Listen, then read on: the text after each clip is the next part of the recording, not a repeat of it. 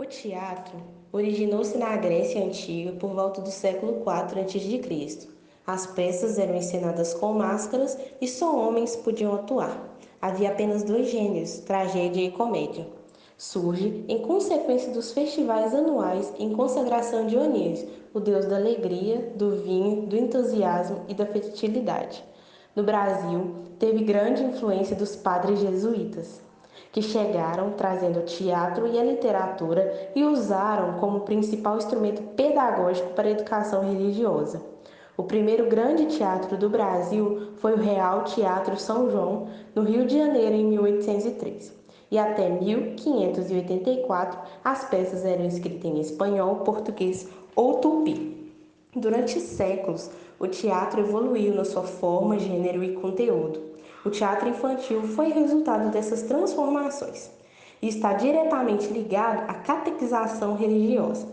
No século XVI, os padres jesuítas usavam as crianças para causar impacto e facilitar a catequese dos índios. Séculos depois, surgem as companhias infantis de teatro, mas eles apenas adaptavam clássicos para os adultos.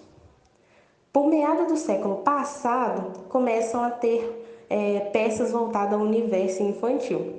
E um dos grandes marcos dessa reviravolta foi o grupo Tablado por Maria Clara Machado, que realizou produções infantis de qualidade. O contexto histórico da literatura. A literatura está presente em todas as civilizações, desde as mais antigas tribos até o cotidiano das grandes cidades contemporâneas. Ele esteve presente nas teorias de grandes pensadores gregos como Aristóteles. A literatura é uma representação da realidade a partir das palavras, ou seja, é toda manifestação da linguagem que tem como finalidade a expressão estética, sensível e humanamente profunda. O gênero literário tem como objetivo separar cada texto segundo suas características específicas ou semelhanças. E assim, o texto literário pode ser classificado como épico ou narrativo, lírico e dramático. E eles foram fortemente marcados pela época em que foram escritos pelas civilizações. No Brasil, a literatura é dividida em dois momentos: a literatura no período colonial.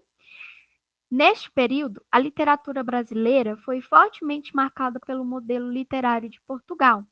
Já o segundo momento é a literatura do período nacional.